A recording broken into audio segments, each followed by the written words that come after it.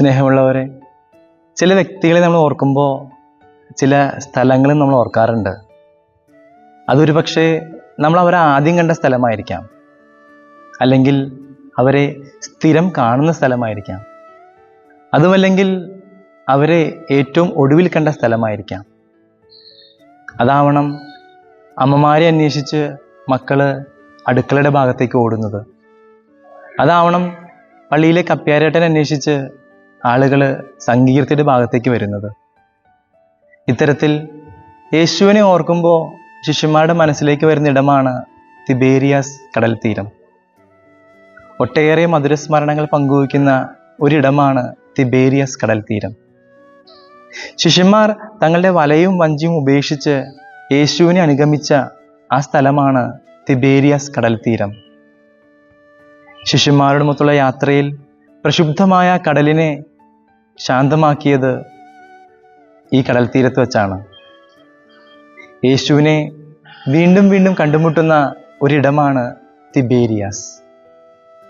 ക്രിസ്തു തങ്ങളെ ഏൽപ്പിച്ച ആ ദൗത്യം മറന്ന് തങ്ങളുടെ പഴയ ജീവിത രീതിയിലേക്ക് തിരിച്ചുപോയ ശിഷ്യന്മാരെ ഈശോ ചേർത്ത് പിടിക്കുന്ന സുവിശേഷ ഭാഗമാണ് ഇന്നത്തെ വിശുദ്ധ യോഹന്നാന്റെ സുവിശേഷം 21 അധ്യായം 1 മുതൽ 14 വരെയുള്ള തിരുവചനങ്ങൾ.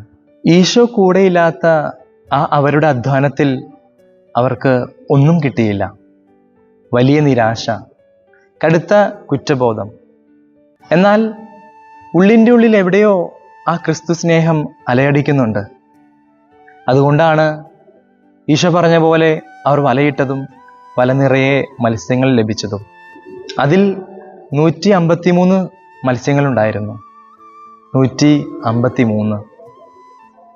അന്നുള്ള അറിവ് പ്രകാരം ലോകത്തിൽ 153 ഇനം മത്സ്യങ്ങളുണ്ട് എന്നാണ്. പിന്നീട് ഗലീലി കടലിൽ നടത്തിയ ഗവേഷണത്തിൽ അത് തെളിഞ്ഞിട്ടുമുണ്ട്. ഈശോ കൂടെയുള്ള അധ്വാനങ്ങളെല്ലാം വ്യർത്ഥമാവുകയില്ല, മറിച്ച് 100% വിജയമായിട്ട് മാറും. യേശു സ്നേഹിച്ചിരുന്ന ആ ശിഷ്യൻ പറഞ്ഞു, അത് കർത്താവാണ്. പിന്നീട് തീരത്ത് പ്രാതലൊരുക്കി കാത്തിരുന്ന ആ യേശുവിനെ തിരിച്ചറിയുമ്പോൾ ശിഷ്യന്മാർ കണ്ടുമുട്ടുകയാണ് തിബേരിയാസ് തീരത്ത് വെച്ച് യേശുവിനെ. സാവൂൾ എന്ന പൗലോസ്ലീഹ മാനസാന്തരപ്പെടുന്നതും യേശുവിനെ കണ്ടുമുട്ടുന്നതും ഇത്തരത്തിൽ ഒരു തിബേരിയസ് അനുഭവം ദമാസ്കസിലേക്കുള്ള വഴിയിൽ വെച്ച് കിട്ടുമ്പോഴാണ്. സക്കേയൂസിന് യേശുവിനെ കണ്ടുമുട്ടാനുള്ള അവസരമൊരുക്കിയ തിബേരിയാസ് ആ സിക്കമൂർ മരമാണ്. വലിയ പ്രതിസന്ധി ഘട്ടത്തിൽ, കടുത്ത നിരാശയിൽ, വേദനയുടെ ആഴങ്ങളിൽ ശിഷ്യന്മാർ യേശുവിനെ വീണ്ടും കണ്ടുമുട്ടുന്ന ഇടമാണ് ആ തിബേരിയസ് കടൽ തീരം. ഇതേ അനുഭവങ്ങളിലൂടെ കടന്നു പോകുന്ന നമ്മൾ നമ്മുടെ യേശുവിനെ വീണ്ടും കണ്ടുമുട്ടുന്ന നമ്മുടെ തിബേരിയസ് കടൽ തീരങ്ങൾ ഏതാണ്? സ്നേഹമുള്ളവരെ, അത് കൂദാശകളാണ്. 7 കൂദാശകൾ. യേശുവിനെ അനുദിനം നമ്മൾ കണ്ടുമുട്ടുന്ന ഇടമാണ് വിശുദ്ധ കുർബാന.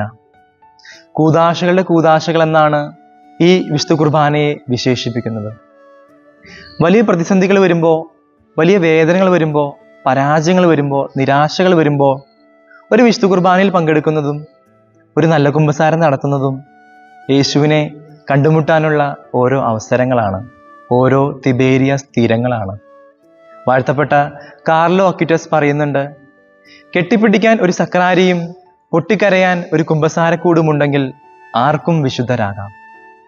കെട്ടിപ്പിടിക്കാൻ ഒരു സക്രാരിയും പൊട്ടിക്കരയാൻ ഒരു കുമ്പസാരക്കൂടുമുണ്ടെങ്കിൽ ആർക്കും വിശുദ്ധരാകാം. പ്രിയപ്പെട്ടവരെ, യേശുവിനെ കണ്ടുമുട്ടാൻ സാധിക്കുന്ന നല്ല തിബേരിയസ് തീരങ്ങളാവട്ടെ നമ്മൾ പങ്കെടുക്കുന്ന ഓരോ കൂദാശകളും. ഈശോ അനുഗ്രഹിക്കട്ടെ.